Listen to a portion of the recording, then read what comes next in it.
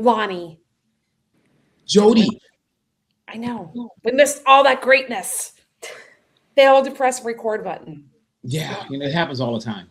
I I think we know. recorded a whole show at one time when we first started. I was not on that show. That was not me. Yeah, it was me, Gene, and Kevin, and we was like, this is That's gonna what be the happened. best show ever. And at the end, we was like, what are you in the recording? And it was like, and Kevin was like, wait a second, I think I didn't start it. And I'm like, That's what happens when you let the boys do things by themselves.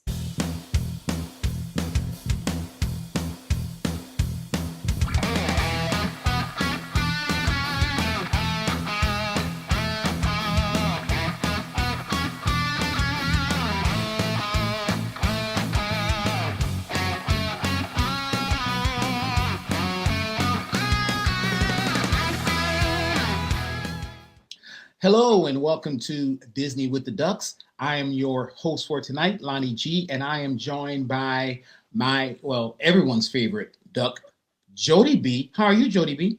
I'm great, but that's a false fact now, Lonnie G, because when we were at Marathon Weekend, you were shouted out and proclaimed that you were their favorite duck. So you're now spreading false rumors. Well, I mean, it was like during the marathon and people like delirious at certain miles. Katie's ran a lot of marathons, she knows. And I let the cat out the bag because we have a very special guest. You know her, you love her. She's back again. Katie, how are you? I am fantastic. I might have to be a tiebreaker, though, to decide who my favorite duck is, though. Yeah, I'm second then. I know. Yeah. So. Although I really can't pick because you two are my favorites. Oh. Sorry, everyone else. Thank you. Don't worry. They don't listen to the show. Friends, this is not Lonnie's daughter, Katie, just so no one gets confused if they're listening to this podcast, because we also reference her as Katie. So it's not Lonnie's daughter, Katie. This is another Katie, gosh, how long have we all known each other? Well, you two have known each other longer, probably, right? Yeah, I mean, probably since the pandemic, give or take. Mm-hmm. Yeah. So let's see. So Katie and I were lizards for a long time, and she came to Little Rock and she ran the Little Rock Marathon. So yeah, and at one point she had checked off a whole bunch of states off the list of marathons, right? So I know she's probably going to get back to that down the line. She just took she paused for a minute for a very good reason, but I'm sure she'll pick up again in a minute. And I got to sail with Katie on the Be Our Guest podcast cruise. Gosh, was that 3 years ago now? 2013. No, not 13. Not 13. Wow. I was like, 2023. Not that long ago. I was like, I don't think it was 2013. Landon would have been 3, and I'm pretty sure he wasn't 3. But yeah. So so that was awesome. Though we were dinner mates, which was great. That was a great. Yes. That was so. That is awesome. Well, look, so I'm going to do a little bit of housekeeping before we get started. As you can tell, we are so excited that Katie is here. Guys, if you like what you hear, I only ask is that you leave us a review. We love 5 stars. It should be 5 stars because Katie's here. And in addition to that, Gene's not here. So that's actually, it should be 6 stars, right? So if you like what you hear, give us 5 stars. Feel free to join us on our socials at Disney with the Ducks on Facebook and on Instagram. So this is episode 208. We're talking our favorite subject, which is Disney Cruise Line. And Katie's joined us to tell us about her recent cruise. So Katie, in advance, thank you so much for this. We love Disney Cruise Line. You love Disney Cruise Line. So why don't you break it down for us? What ship did you sail on? Yes, I was on the beautiful Disney Fantasy, and I am very, very fresh off. Today, as we're recording, is February 12th, and I got off February 11th. Oh, wow. So literally February 6th to February 11th. It was a 5-nighter. We went to Lookout Key as well as Castaway Key and 2 days at sea. So honestly, that was the best itinerary I think ever. Didn't even stop at Nassau. Literally, it was just 2 sea days, Lookout Key, Castaway Key, and the highlight was that it was actually a Pixar day at sea sailing. So that was not actually the case when we booked it. It wasn't anything, and then we got an email a few months later saying it was Pixar day at sea. Yay! Although technically, when we got the email, it said it was Marvel day at sea. and that I was sailing to Disney Magic, neither of which were accurate. And so the next day, you know, shout out Disney IT, they were like, sorry about the email you got yesterday. Just to clarify, you are booked on the Disney Fantasy, and Disney Fantasy is hosting Pixar Day at Sea. Ah, so that's a really good surprise. I got one of those before for sailing.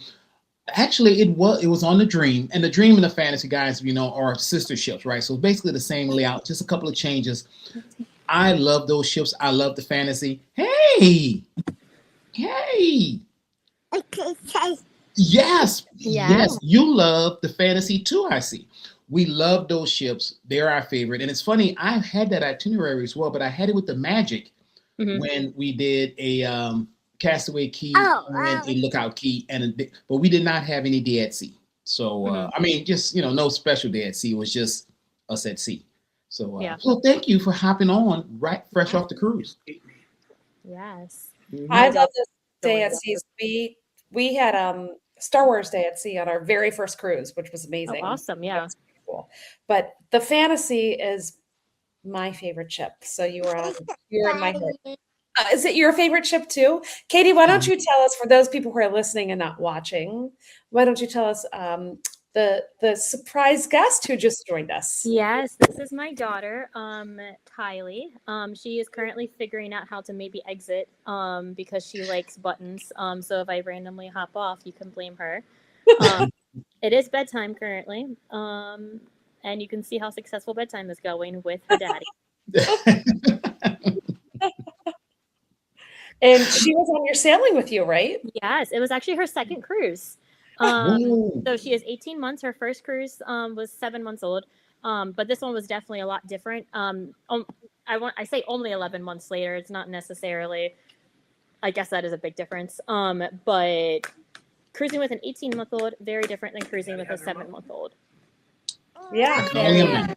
Well, very Only different. mobile. They're mobile at that age. Mhm. So Precisely, Mhm. precisely, very precisely. Okay, so it was a Fantasy. It was a 7-day cruise. It was a 5-nighter. 5 nighter. So, Okay. which honestly was very ideal, I think. Her first cruise was a 4-nighter on the Wish. Same itinerary that the podcast cruise was a couple years ago. So, how about, I think my daughter's gonna go back to her daddy. Hi. hi. Hey, Ray. Hi, Ray. Hi. I love how Jody was the afterthought. No, both of them. I said hi. But yeah, so her first cruise was a 4-nighter, and so we knew we wanted to do something a little bit longer. But we weren't sure if we were quite ready for a 7-nighter just yet with her. So when I was looking through, I was looking for like off-season cruises, since we're not really bound to like school schedules so much yet. So we can do a nice like off-season. It honestly is a lot cheaper, February versus like even like the summer 27 itineraries that just came out. Much cheaper than some of those. We also had I've sailed on the Dream twice, but that's actually my first time on the Fantasy. But ever since I was on the Dream, I knew I wanted to stay in one of the extended veranda rooms on the 5th deck, and so I was doing research and found one that's really on the corner of all of those extended verandas. So while it was the same size as all of the other extended verandas, it was essentially a corner. So there was plexiglass both on the front as well as on the right side. So we had a crystal clear, clear view, both front, but also to the right, to the back of the ship. And we were probably only about like 10 rooms from the very, very aft of the ship. And so, but like I said, corner, like balcony. So we were the very last balcony. All the rooms after us were all just ocean views, so they didn't have the veranda. So it really was an ideal room. 5th deck. What was your Just stateroom very- number? Do you remember? 5664. 5664. So that's aft, right? Yeah, and it is very aft. Like I said, there's maybe 10, if not less, rooms further back behind us, and that's it. So very nice, large veranda. I have a feeling Kylie's going to be crashing this so much. She must be involved. No, she most definitely wants to be. Well, really what I think she wants is that she wants to turn Miss Rachel on this TV, since we had it on earlier, because that's really her true love before me and Ray. So shout out Miss Rachel. But yeah, so it really was a very ideal stateroom. as I'll get into, the kids clubs, but more importantly, the It's a Small World nursery are also all on the 5th deck, which really was like the best location that we really just had to go down the hall and around the corner to pick her up from there. And she could honestly walk herself there to and from because she's just that mobile, like without doing stairs or anything. So very, very ideal location. So let's talk about your stateroom and how that is with a toddler. I've only sailed with kids who are old enough to kind of be on their own. So we didn't start sailing Disney Cruise Line until Landon was in first grade. So that's a much different age than toddler. So tell me about what Disney provided for you, what you had to ask for ahead of time, and how your room was actually set up because of that. Yeah. So when you sign up for your cruise, there's a special request section. And so that's where baby related, accommodations related, whatever your situation is, that's where you go to request anything. So last cruise, when we had a 7-month-old, we got the pack and play, which is pretty much your standard pack and play you can see and get anywhere. Although it does come with really cute Mickey sheets, I will say that. But she has not slept in a pack and play, probably actually since that cruise. So that wasn't an option. So what we did request and get were bed rails for that fold down like couch bed. So that worked really well. Until the last night. So the last night she figured out how to, because the bed rails only go a certain length, there has to be some space to get in and out. So she got herself out of bed in the middle of the night. And at this point, this is when all of our suitcases were already taken because it was the end of the cruise. So all of the space under the bed, under like the queen size bed, was all free. So she crawled herself under the bed and fell asleep under the queen size bed. And when I woke up, I almost had a heart attack because I looked over at her bed and she was not there. There was no evidence she even was sleeping there ever. And so for maybe half a second, I was like, she got kidnapped. She like fell overboard or something. And then I got actually out of bed and saw 2 little feet sticking out from under the queen bed. And sure enough, she had brought herself under the bed and fell asleep there. So bed rails were effective until they weren't. But we also, what you could not request ahead of time, but what you could request from your stateroom host was a diaper pail. So like Diaper Genie, if you're familiar with that brand. I think they actually prefer if you use that, if you have any sort of child or anyone in diapers, just so it's less for the host to have to handle themselves, touching and all of that. So that was awesome. While I did not need this cruise, last cruise when I was cleaning that many more bottles and such for her, I was able to get a bottle sterilizer from Guest Services.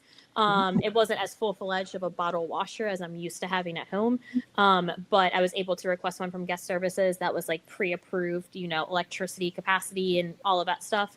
And I just had to return it, by the end of the cruise. So like I said, did not need that for this cruise, but have utilized that previously.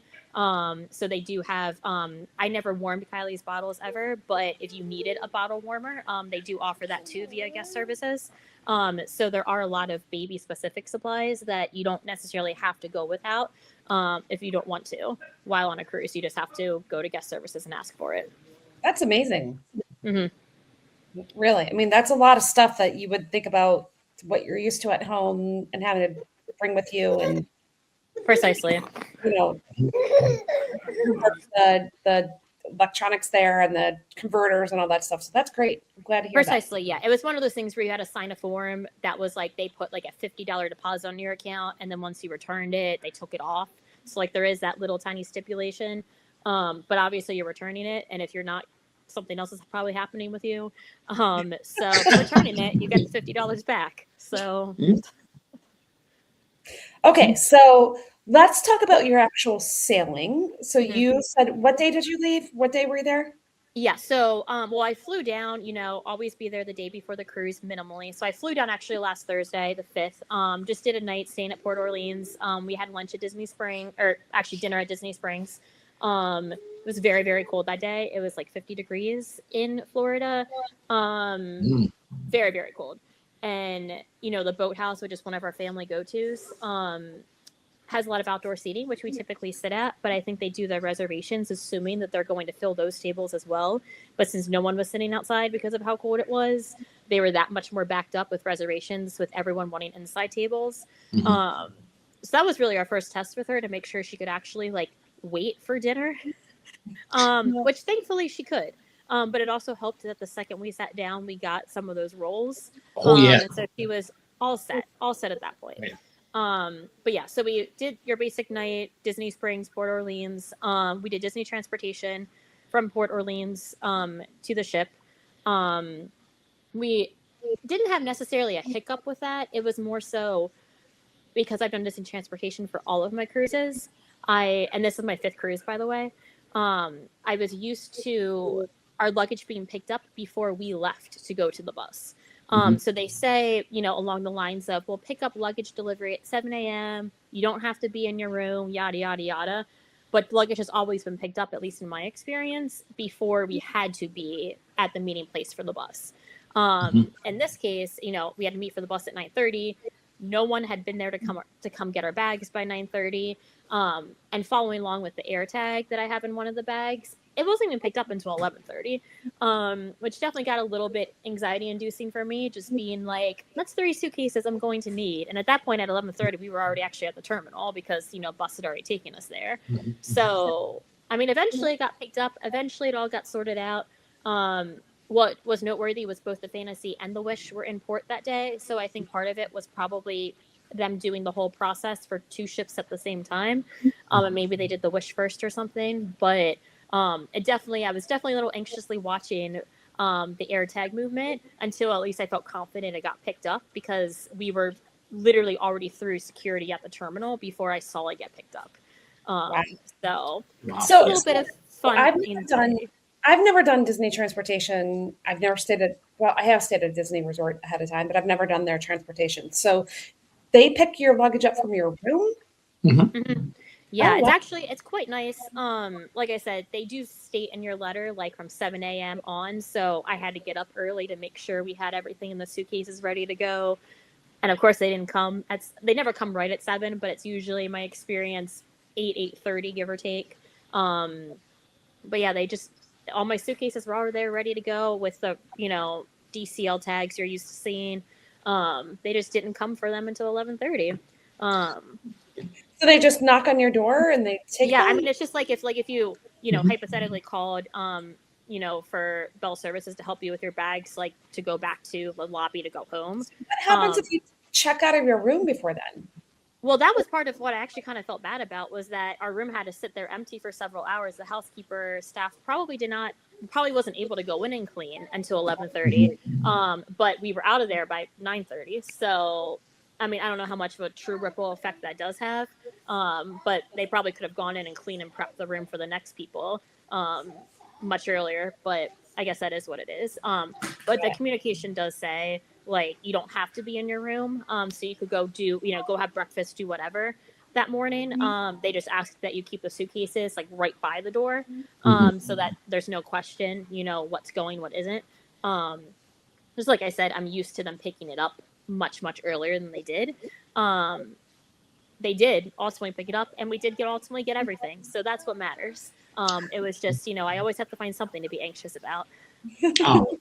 So I love the Disney Cruise Line transportation. So leaving Port Orleans, what other stops did you guys have before you got? So it actually was interesting. So there were actually enough people at Port Orleans Riverside to fill 2 buses exclusively. Wow. So there was nothing, like no stops or anything. They called the first bus the Captain Hook bus, and they called the second bus the Ursula bus, and they gave us like pieces of paper so we didn't have to remember that. But the pieces of paper actually all spelled Ursula wrong. Like it was officially branded DCL, and they spelled Ursula like ELLA instead of ULA. So that just kind of bothered me a little bit, that they spelled that wrong. But you know what? That's fine. So when the first bus loads, like, and then like they call our bus 10 minutes later, not that much more of a wait. And we walk out there, and sometimes it's the branded Disney Cruise Line buses, but a lot of times it's the random buses that we get for like Run Disney races. This was neither of those. This was like I don't even know if I have a photo of it, but it was not a full size coach bus. It was a miniature, what I would call a party bus. Oh, Like it was, jet black all the way around. Um, Seats were normal as a bus would be, but it was the kind of bus where you would get on, you almost would expect the seats to be on like the outside with the space in the middle. Like it really looked like a party bus. Hmm. And then even once we got to the terminal and, the cast member comes on to do the little speech they do before we unload, her first thing was, I have never once seen a bus like this at this port ever.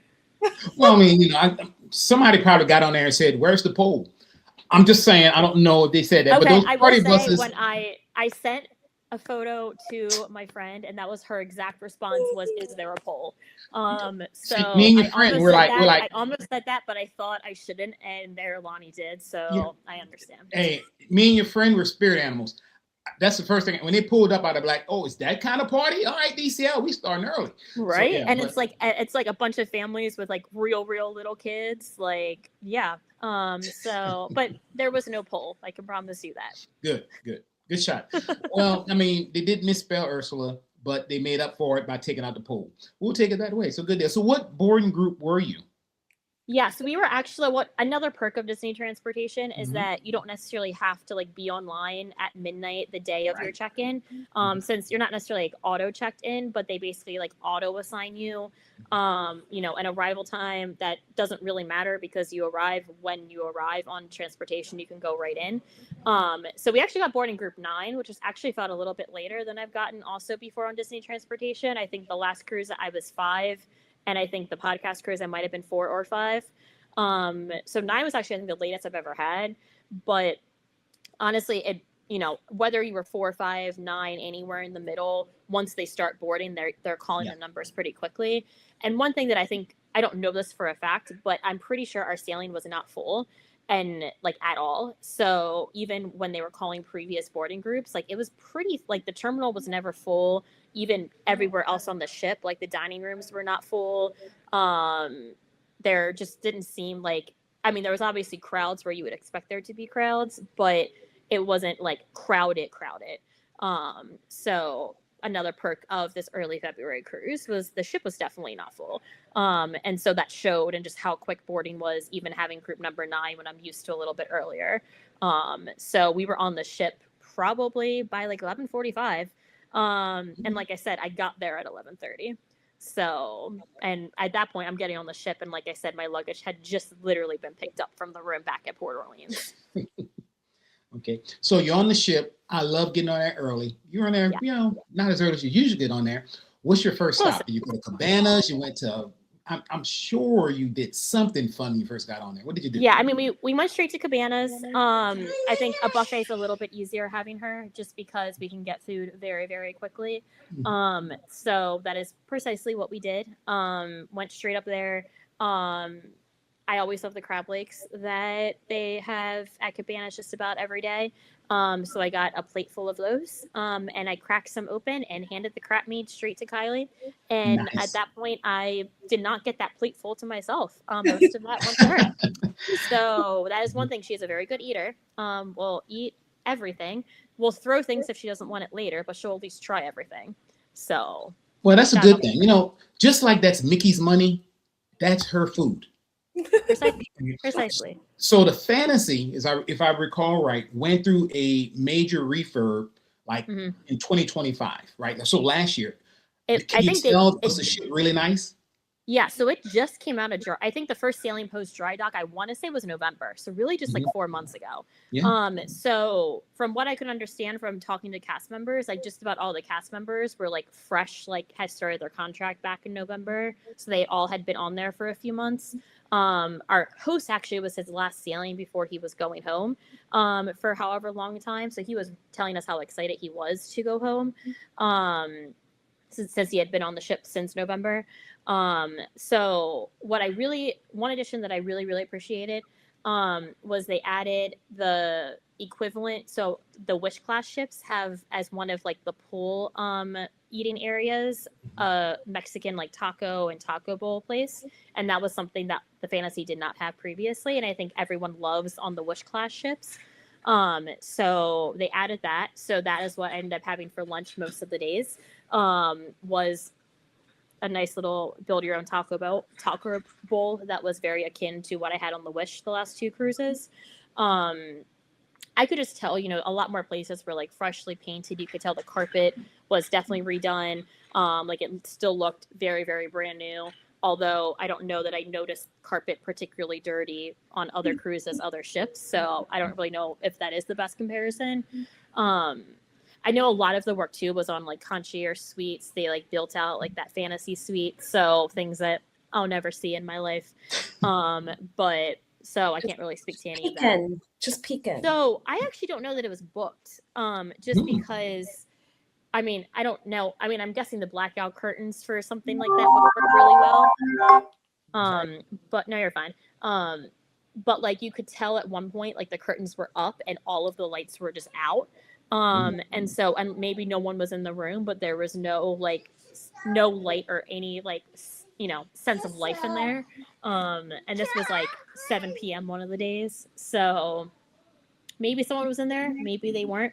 But I'll never see it to know. Well, I mean, you should have went there, just, commandeered that room. You could be like a pirate and be like, this is my room now. And, and I'm glad they put the taco bar. Tacos aren't just for Tuesday. No. Yeah. They're for every day that ends in Y. Every day could be taco day. So, precisely. Good point. So Stacy and Jared are on the fantasy right now. They just boarded yesterday, and so they literally got on right after me. Yeah, their concierge, when they, like you can see if there's an upgrade available, and it said they're like, this is a full sailing. There are no upgrades available.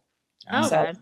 But yeah, I know I've usually seen those signs before. And I honestly wasn't fully looking for them, but where I've seen them previously, I did not see them. So, yeah, at least on my if you want to give me the upgrade and me not pay for it, I'm all for it, but I'm not going to pay those prices. I mean, precisely. Well, that's a good point both of you just made. If you get there, and usually, on the left-hand side, depending when you come in, there's this whole long counter full of, people, signing up for stuff. Sometimes there are upgrades there. And if you just feel in, maybe you can upgrade and be like, hey, I'm going to go concierge, and you get on the ship first and all that kind of good stuff. Or, me, like you, Katie, I probably won't go concierge. I just prefer to just, do my thing on regular room. Yeah. Yeah. So, but good point. Maybe when that money tree sprouts in my backyard, I'll go concierge, but I haven't planted that tree yet, so I don't know when it's going to sprout. Well, maybe when your kids are off the payroll. Oh, then, sure, that will happen. That's to be a little while for you, Katie. It's going to be a little while for you. I'm sorry. Yeah. She wanted to stay on there for a long time. Don't rush it. She's too pretty. So you get on there, you grab something to eat. Then I guess your bags finally did show up. But yes, they did. What else did you do the rest of the day? Yeah. So first, though, like we had a little bit of time between lunch and our rooms being ready. So speaking of her, we had to go register her at the nursery. So for some context with the nursery, at the same time that you can book, excursions, tastings, all of that stuff. If someone is nursery eligible, so basically being 3 or under, you can book up to 10 hours ahead of your cruise for time in the nursery, and then add more on board if they have availability. So I had booked the 10 hours ahead of time. Basically most afternoons, just for a few hours. We had one tasting booked that we were, obviously she had to be at the nursery for. But so we go and register her. I was not really annoyed per se, but like there was like a line out the door of families that all, everyone registers their kid for the kids club or the nursery all like that really this afternoon.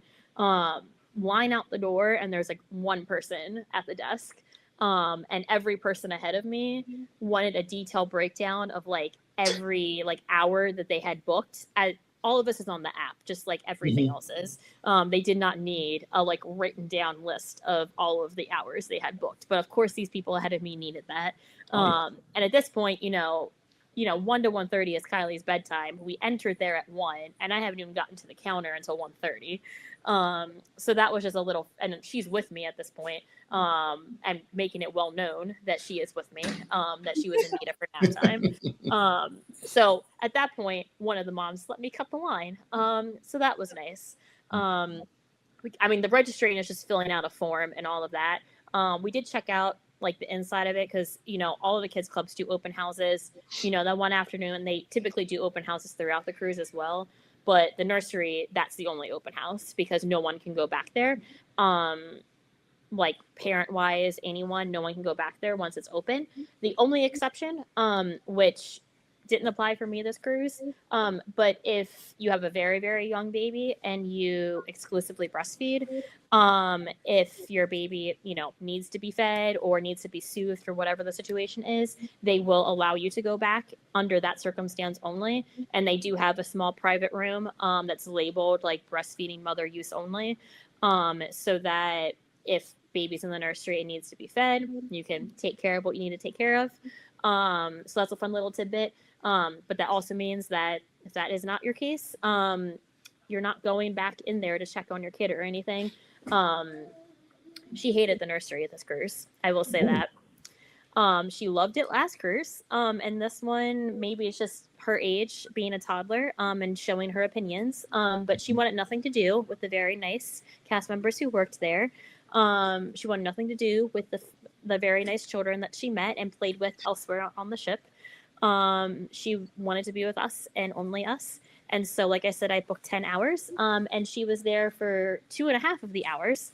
And honestly, those were only because the notification that they send saying that she's upset, come get her, didn't send until after. Like, I don't know, there was a glitch or something, but the message they sent us to come get her did not send until after we had already picked her up. So the only reason she got 2.5 hours there was because we weren't notified to come get her earlier. Did you make her tasting? We did. So that worked out. That was the one thing that we like sweet talked her and we were like, we're going to the chocolate and liqueur tasting. You cannot be there. And then it literally was like, as soon as we were done, we went and got her. But so yeah, that was a surprise for us this trip. And I think a difference between cruising with a 7-month-old who is probably overall content no matter where they are, or at least in Kylie's case was, versus an 18-month-old who has a lot of opinions and makes them known. So there was nothing to soothe her. We gave her a bottle, we gave her a pacifier, everything that would typically soothe her did nothing. She only wanted us. And then once we came and got her, she went right into my hands and then started laughing. And then pointed at the very nice, cast members that, work in the very lovely nursery, and pointed at them and started laughing. Yeah. So she told him, hey, it's not you, it's me. Yeah. See y'all later. One thing, but no, I'm not going to see that y'all. was nice. Not that, I mean, it is what it is if I had to pay it, but I only had to pay for the time that she was there. Okay. And so, most things you have to book ahead of time. They say that if you don't cancel or you cancel within a very short amount of time, you still have to pay for it. And so, I mean, it is what it is if I had to. But they only charged us for the time she was actually there. So that was a nice surprise that I don't know if that's standard or not, but was nice given that she wanted nothing to do with being there. Yeah. So I'm glad you're sharing the whole nursery piece. I mean, I've went with my, now oldest grandson, and he spent some time in the nursery and he liked it. And my wife said, basically like a couple of months ago, she said, we need to take, now we have 3 grandsons. She said, we need to take all of them on a cruise. And I says, I don't think the cruise has enough hours I would need to put all 3 of them in there. I just don't think it'll happen, Yeah. But yeah. So that's what she is kind of pushing for now. She wants to bring up, and not their parents, just us in there. And I'm like, you're outnumbered. Exactly. That's why she said we put them in there. I'm like, no, you just don't understand.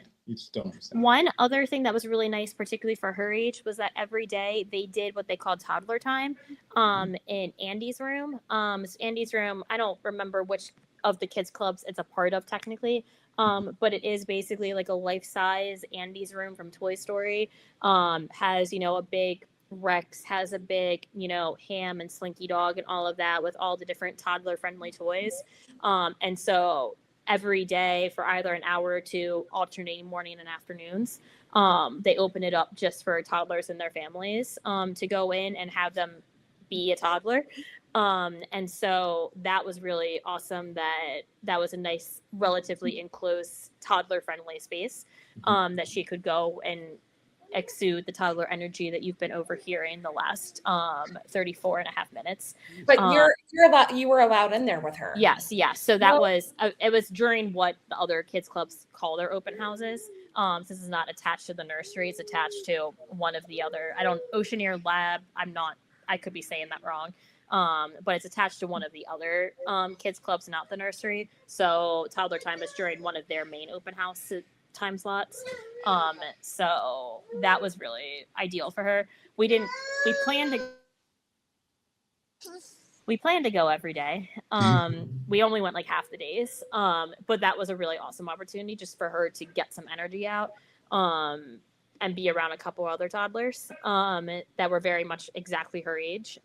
So I've seen that on like activities list for all of the cruises. Obviously didn't really have a reason to take advantage of prior to this one.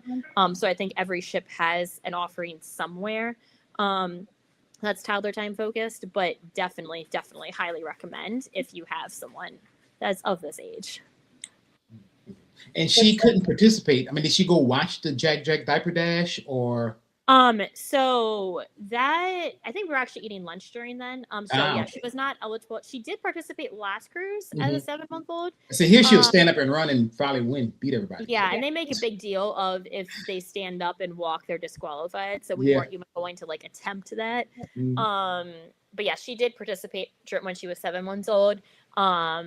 She rolled over and that's what she did. But we still got a nice little bib that said Jack's Diaper Dash on it. Nice. So nice.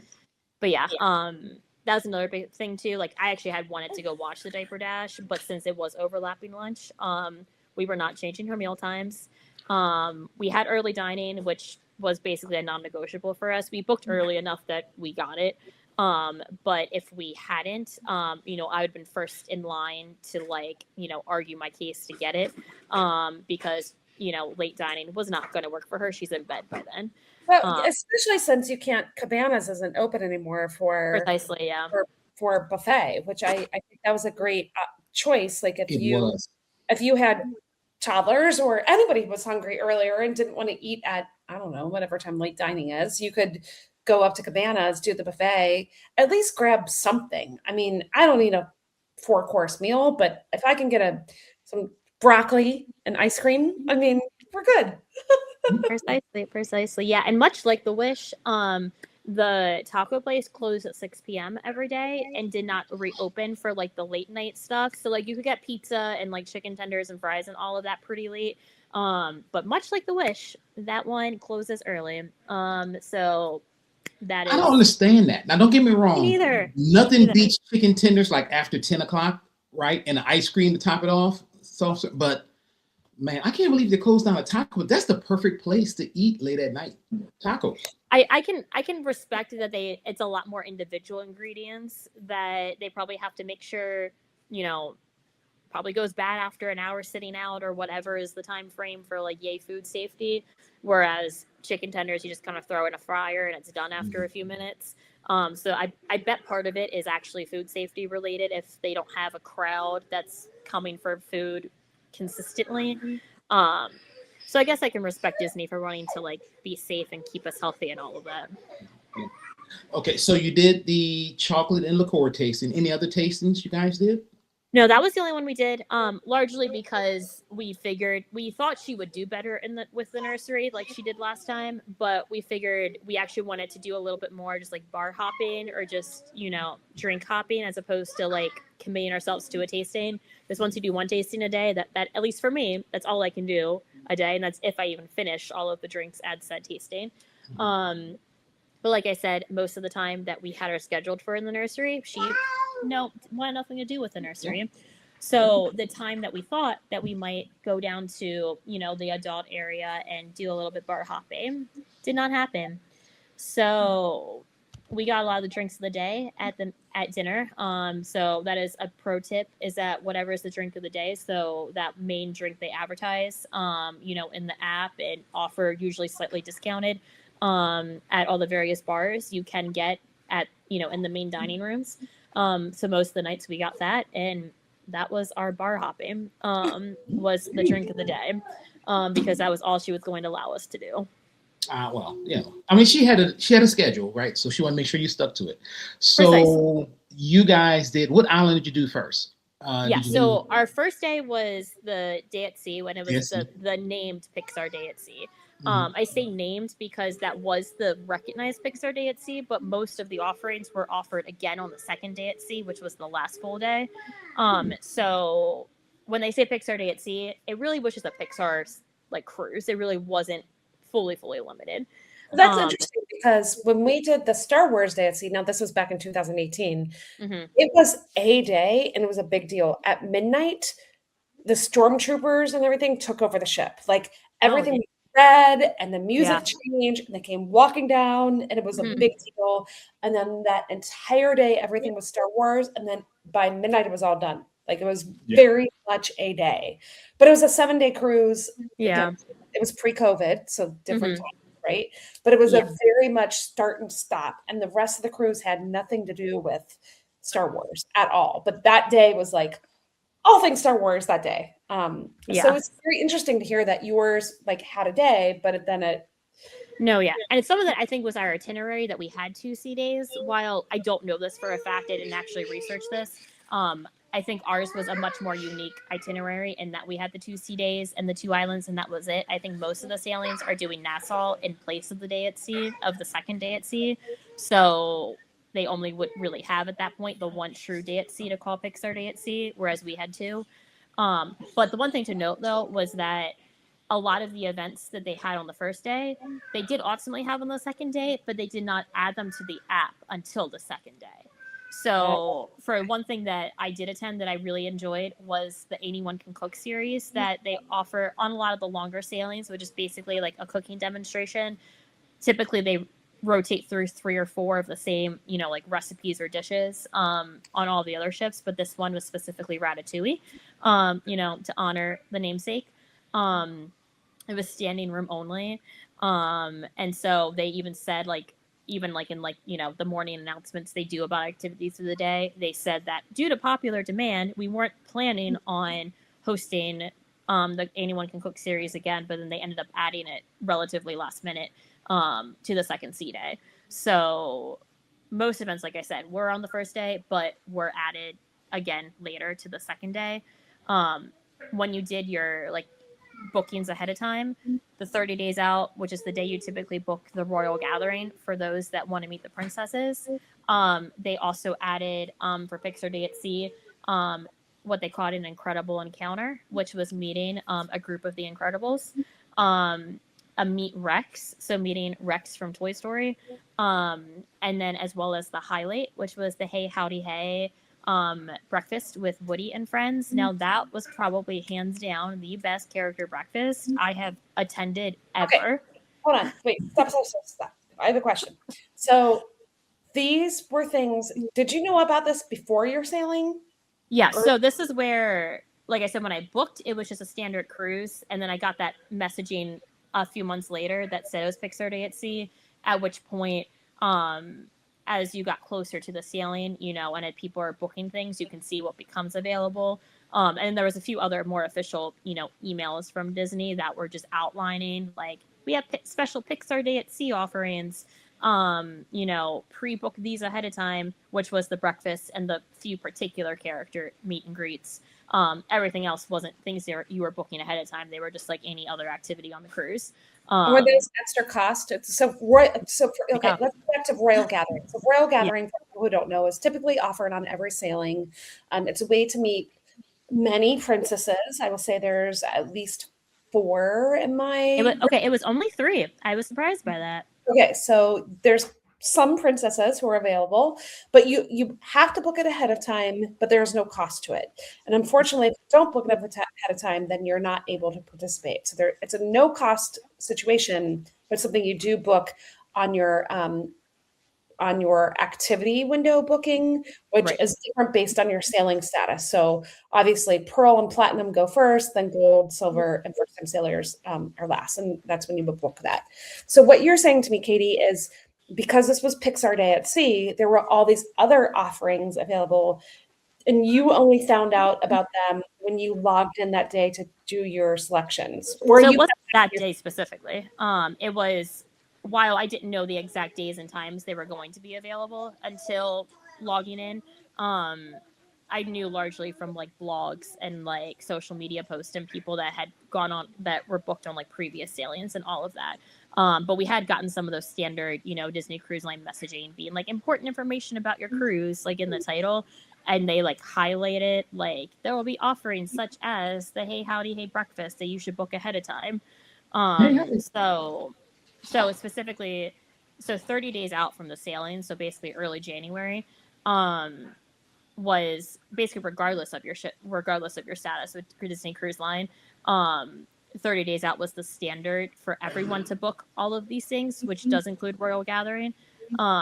So everyone, regardless of their status, is online at the same time trying to get these things. This is where Run Disney really preps you for, queues and website crashes and all of that, because I was able to log in fine, and so I had checked in previously, like a week before. Check-in was a breeze, no issues whatsoever.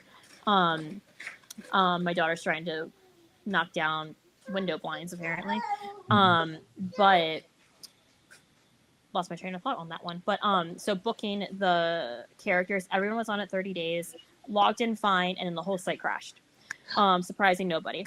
And there's a Facebook group for the sailing, and so everyone's posting like, can people even get in? Did people even book anything? No one could get in, no one could book anything. And then it like, this starts at midnight, and it was like 12:21, so like a random time that was like 21 and a half minutes later, suddenly everything was live. But at that point, some people had given up or just were refreshing the page and all of that. So I was able to get everything minus Royal Gathering because I had prioritized that last, because I figured Pixar Day at Sea, more exclusive, I need to get those first. But I was able to add Royal Gathering once I was actually not even on the ship yet, but in the terminal, connected to the cruise Wi-Fi.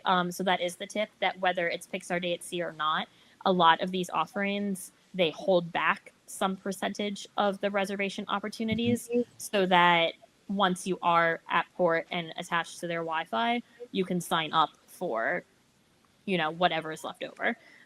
So I was able to get Royal Gathering just once I was at Port Canaveral. But everything else I was able to get. I know some people were really upset who weren't able to get those things, because I know particularly the breakfast, which was no added charge. It was just something that you had to book ahead of time. That went probably the fastest. So like I said, everything went live at like 12:21, and I want to say by 12:30 on the dot, if not earlier, it was gone. They offered it both sea days, which was good. And I somewhat strategically picked the second sea day, so the non-true Pixar Day at Sea, because I figured most people were going for the true Pixar Day at Sea. So that might have worked in my favor. But I was able to pick the time I wanted. Yeah. It's like picking the most difficult reservation you need on your Walt Disney World trip Precisely. later in your trip, so then you have better availability to get it. So, because Katie, you're an expert. You see, Run Disney prepared you for this. If anything, they should have did the, talk to Run Disney before, because then they could have had the whole, as soon as the site went live, you could have said, an hour plus. That's what happened with Wine. Yeah, like that. I actually would have almost preferred that, because I wasn't sure what was happening. Like all you could do was just reload the page. And that sometimes worked, sometimes didn't, but you still couldn't do anything even if it did work. So I haven't registered for Run Disney in a while. I do miss it, but I do not miss registration whatsoever. It was a little cutthroat. Trust me, you did not miss this past. I mean, I was sailing. So if I wanted to register, you were sailing anyway, so yeah. It was a little crazy, and then without giving away too many secrets, you used to be able to help others, and that capacity is no longer available.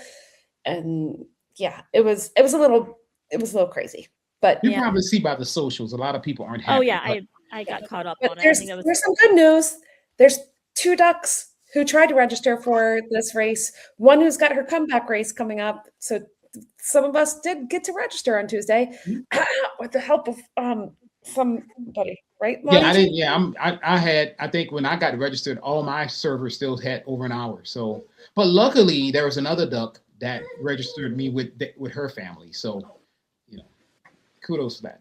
So, okay, we're good. That's crazy how they did it that way. But Okay, so tell us, we're coming up to the hour, but I have so much I want to talk to you about. But let's focus on Pixar Day at Sea. So Mhm. and the activities that were around there. So let's talk about this breakfast because I've not, to be perfectly frank, I've not heard anything about this breakfast. So Mhm. tell me all about It literally a pretty standard breakfast food, all things considered.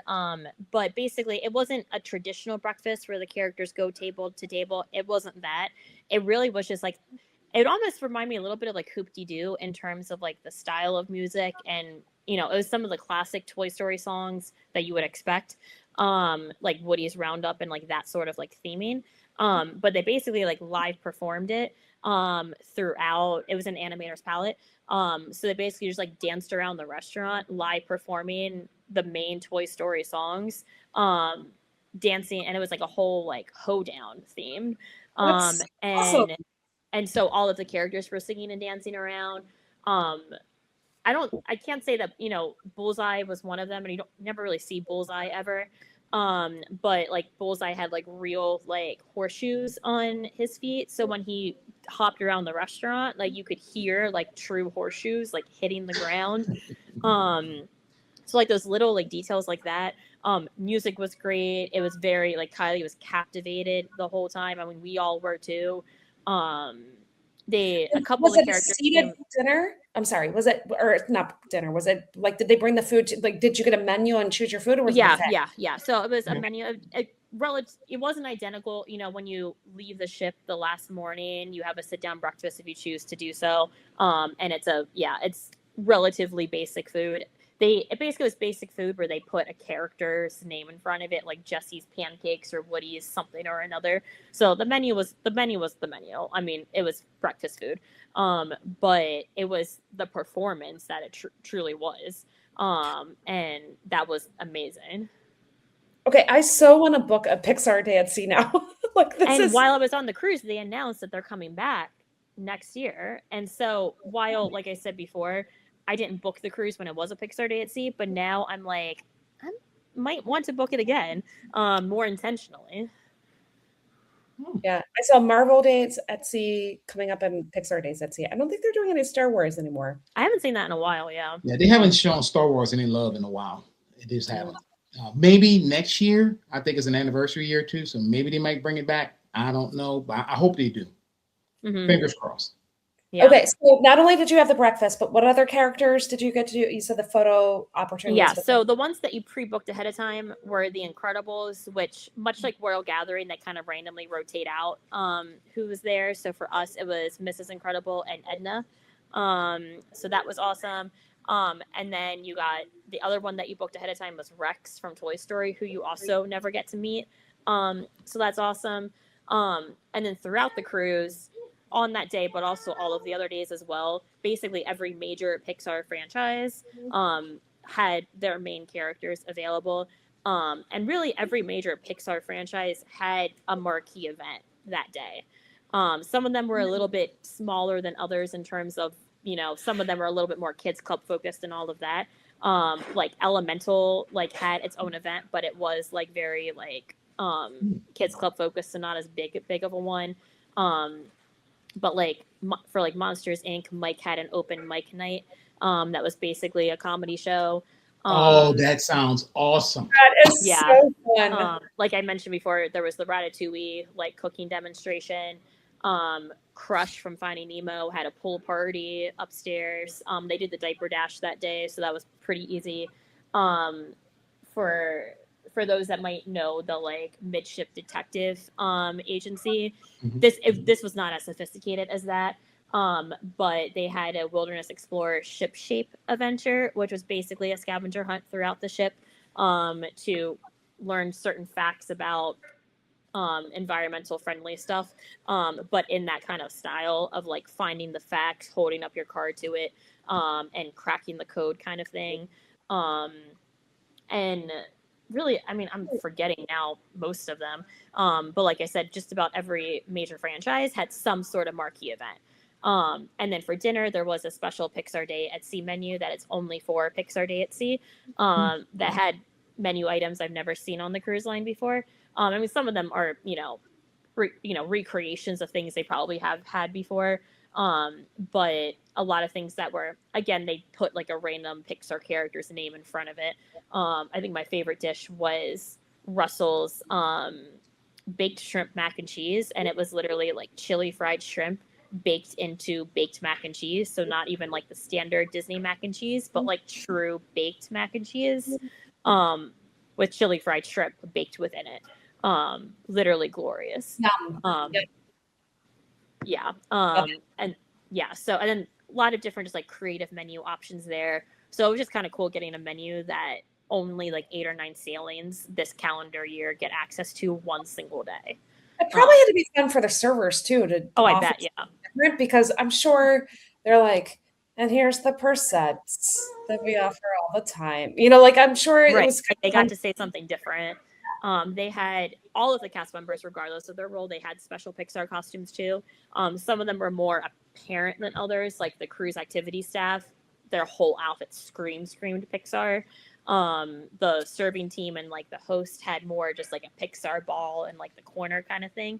But so even like their costumes for the day were Pixar. The marquee dessert at dinner was the Pixar ball. So it wasn't amazing, truthfully. But it still was cute to be served the ball. So they really like I said, even down to like the costumes that the cast members were wearing, the menu, all of the marquee events, they really like honed down on that theming, which I think was focused on that day. But like I said, most of the marquee events happened that second day as well. And then even on the days we were at the islands, certain Pixar characters were still meeting, on the ship at night and all of that. So even our port days were still Pixar inspired, I guess you could say. I love that. Yeah. I seriously want to book a Pixar day at sea now. I'm excited. I'm gonna have to do one. Literally, I would recommend it, truthfully. Now, granted, I haven't done any of the other themed sailings, so I wonder like how Marvel or even Star Wars would measure up. I feel like Pixar gives you a lot to work with in terms of all the different, franchises and all of that. So yeah, but I will this say is how I start. But yeah, again, this is how I start. I'm sure the others are going to be amazing too. Well, I mean, I love Halloween on the High Seas, and that's kind of like one of my favorites. The Christmas one is good too, but I never had like a day set for that. Right? Oh my gosh, Lonnie, you would love a Marvel Day at Sea. Oh, sign me up. I mean, the only problem is when I sign up, I usually always miss them the times I want to go. Yeah, that's screaming your name. Oh yeah. I'd be like, who is that guy the whole time? Yeah, and I'll be like, I can't believe like I said, who that is. He was in the 3rd episode of Hawkeye. You're like, nah, Lonnie, you don't know. And like I said, the first email we got, even though it was like riddled with typos saying I was on Marvel Day at Sea on the Magic and I was not booked on the Magic, like getting an email saying I was a Marvel Day at Sea, I was like, I guess that's cool. But then once I got the correction email the next day being like, just so you know, you're on the Fantasy and it's Pixar Day at Sea, so much better, in my opinion. But I know that's controversial. And it's controversial. But this show specializes in controversy. Well, controversy and conspiracy, we do both. Yes, they go hand in hand quite well. They do. Sure. They do. Okay, so let me ask you this, Katie. What's your favorite island? So you had both Lighthouse. This is something that Jody and I kind of talk about. Mm-hmm. Which was your favorite? Is it Old Reliable, Castaway Cay, or do you like Lighthouse Point? So this is where I'm going to throw a little wrench into that question. Mm-hmm. So cruising with a toddler, we were very excited to do both islands, and we got off at Lighthouse. Great time. It was actually probably the best weather we had the whole cruise. Like it never rained, but it just was very cold the whole cruise. Castaway Cay, we woke up and she was basically just done. She was screaming a lot. She was just overstimulated with everything. And so we stayed on the ship that day, and had our own just like extra day at sea. So I didn't get to actually compare the two this particular trip. But I will say that she really did enjoy Lighthouse Point. We wished that there was more opportunities to see Junkanoo in particular, because it was at noon, which is fine, and I think 2 p.m., but we were back on the ship by noon. So that was like the marquee event that we didn't get to see. And then we met Mickey and Minnie, which is awesome. But like I said, like it was very cold the whole cruise. So like we put our feet in the water and then we ran away. But that water is so crystal clear blue, literally what everyone says. It is beautiful. But you have Literally. but you have that hike. Well, you're used to long walks and And runs. You have that honestly, long hike and too. it really wasn't that bad. But like I said, when we got off, it was in the 60s. When we got back on, I think it was 70, and it was windy. And I will say, going to Castaway Cay, most of the ships that, excluding the Fantasy, but most other ships that were scheduled to go to Castaway this last week were not able to dock at Castaway that day because of winds and all of that. So knowing that getting on the ship, I halfway expected us not to even get to be able to go if we wanted to, because all of the other ships, it seemed like, weren't able to dock. We were able to. However, that night was probably the roughest seas that I have ever experienced on all 5 of my sailings. So, I mean, we were fine. Other people on the ship, I don't think were at all. But especially with us being an aft, we definitely felt the motion maybe more. But on the flip side, I don't really know that it mattered what part of the ship we were on. The whole ship was rocking and rolling. The captain in his nightly announcement said that we were having up to like 15-foot wave swells, like hitting the ship all night. And that's probably about the number I would have equated it to myself. But once we got to Castaway, because we had a relatively rough night with the motion and waves and all of that, she wanted to just be herself in the room, and we were content with that because we were no longer moving, and that was fantastic. Yeah. How did Well, she lucky you weren't on the Magic on that one, because the Magic being smaller, it's Yeah. we had some waves when we went, and it was you feel them a lot more in the Magic, and we were in the we weren't aft, we were actually toward the center, and still. Okay, yeah. How'd she do with all the motion and stuff? Was she okay? I mean, it worked out. The worst of it was at night. So we were, in bed, all of that. But she definitely woke up a lot and like needed to be soothed back to bed. But we also were waking up a lot. Like I was even laying down at one point, and you're never quite 100% like straight parallel all of the time, looking straight ahead on the ship. But like I was just looking at the wall, and I'm just like going back and forth, because that's how much we were moving. Thankfully I'm not prone to motion sickness, and it seemed like she wasn't either. Ray definitely is, and so he even looked at me being like, "You told me you don't typically feel motion," and I'm like, "I don't typically feel motion, but this is different." But he took some Dramamine, I think multiple times. But so he made it through the night overall okay too. But even like our servers and our hosts, like the very next day, were like, "Oh yeah, last night was bad." So if they're saying it's bad, that feels like that says something. Yeah. I imagine a conversation with Ray telling you, "I thought we didn't feel motion," and you're like, "I was drinking when I said that."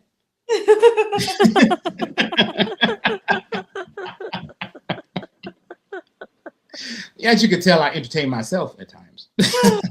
Thank God. But yeah, I mean, we made it through fine. But like I said, Castaway just became not so much an option for us, which was fine. They still do a lot on the ship, even when it's Castaway. And like I said, it was pretty cold that day, even more so than Lighthouse Point. So I think a lot more people were on the ship than usual.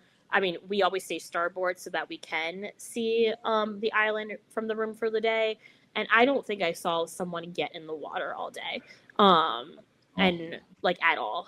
Like to the point that I wonder if maybe they had some like restriction on it for some reason, but like literally like nobody got in the water all day.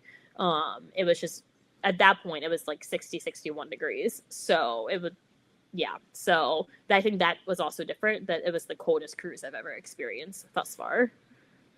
You're cold plunging up there, getting in the water. Like that. Precisely, yeah. Good deal.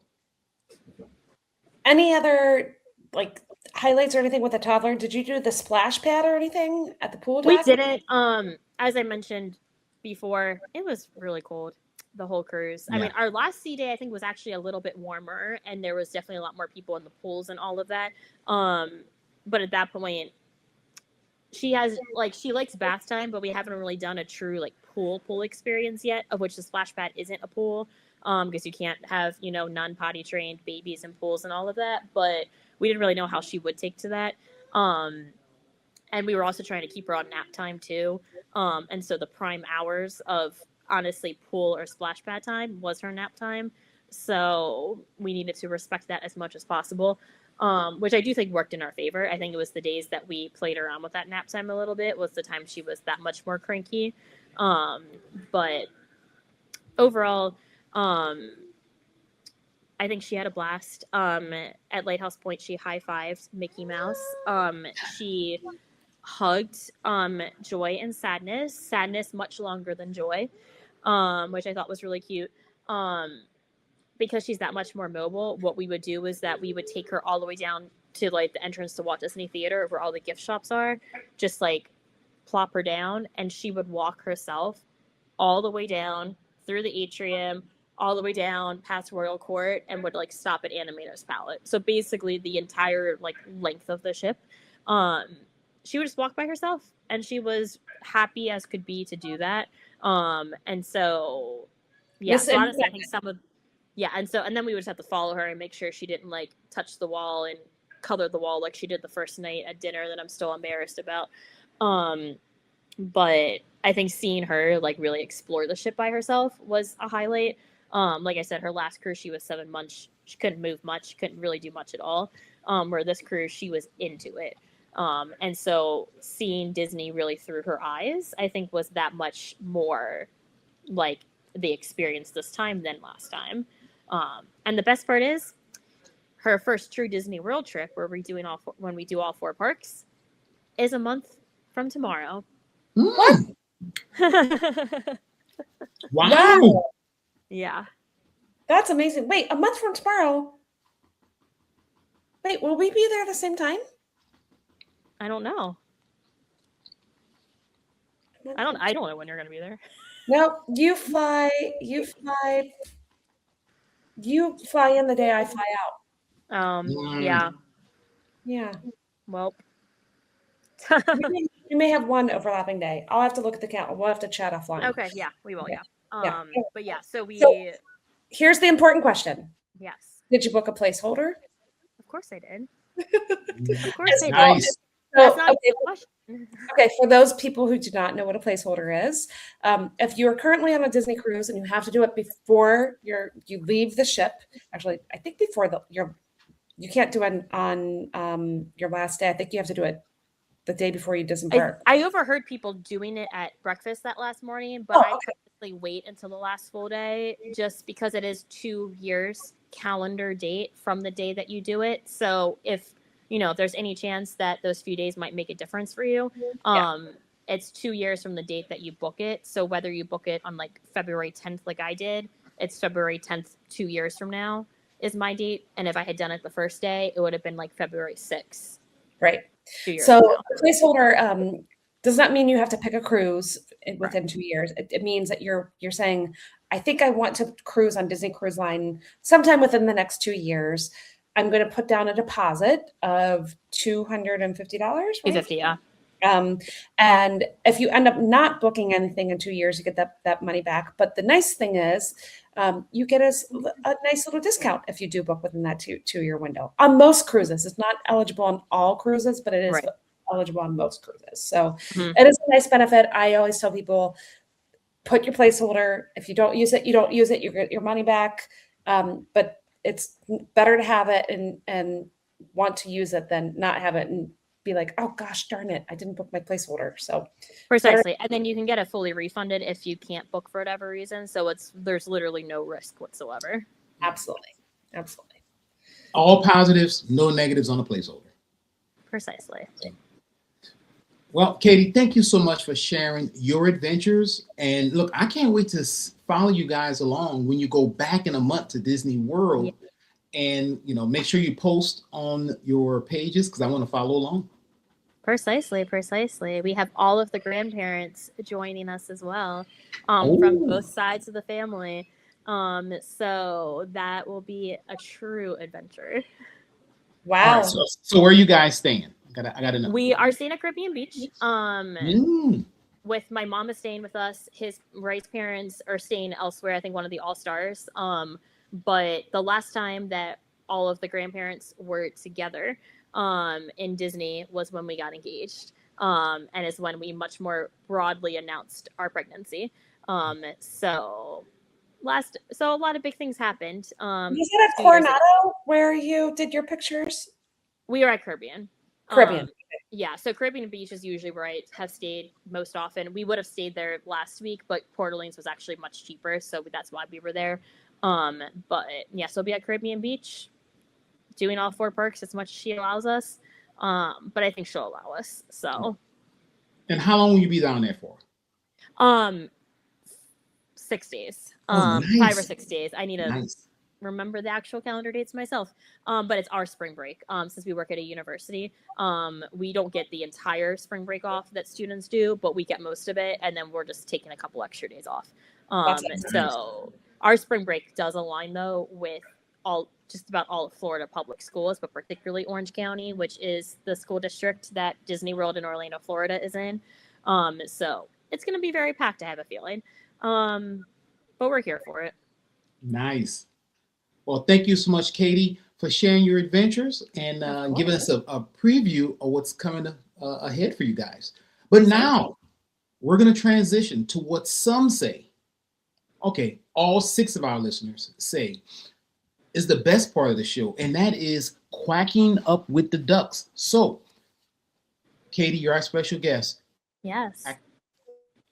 So having a toddler, anyone who's ever had a toddler before understands the berry era where all they want is berries all of the time. And of course she had a lot of them on the cruise as well. So what do you call a sad strawberry? What do you call a sad strawberry? I don't know. I don't know. A blueberry. Oh, I couldn't figure that out. I mean, Figure about that it. out. Yeah. Jody B, This isn't you're very up to good. bat. Can you quack us up? No, I can't. Katie's was much better. I panicked, so this isn't very good. Why did the animator break up with the storyboard artist?